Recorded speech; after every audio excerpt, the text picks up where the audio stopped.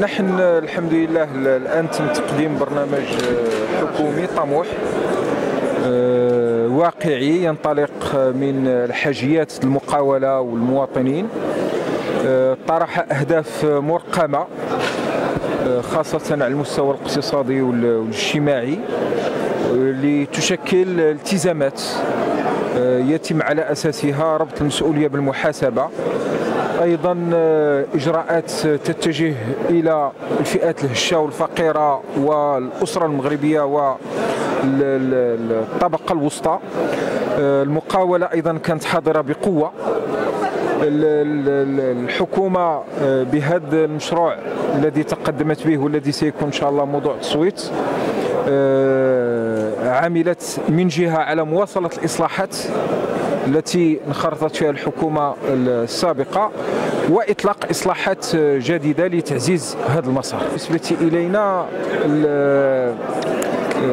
تم اقتراح آليات لتسريع عملية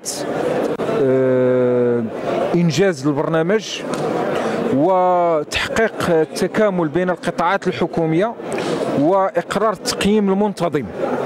وأعتقد أن اعتماد مخطط تنفيذي لهذا البرنامج بعد المصادقة عليه بعد التصويت عليه من قبل مجلس النواب سنتقدم خطوات موالية لنعمل على النهوض بالمقاولة المغربية والاستجابة لحاجيات المواطن. هو عبارة عن نوايا ما يمكنناش نحكموا عليه اليوم من خلال التصريح او الخطاب ديال السيد رئيس الحكومه.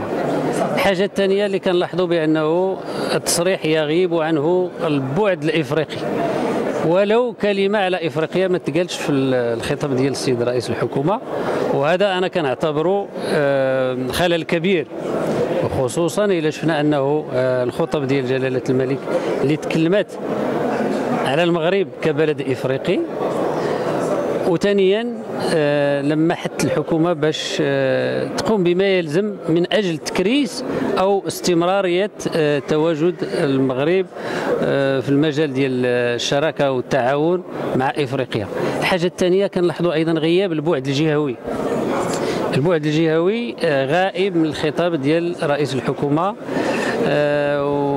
وإلا شفنا الخطاب ربما تنقولوا بانه الحكومه من هنا لقدام كلشي القرارات غادي يمشيو من الرباط، وهذو مسائل حنا سنحاربها باستماته.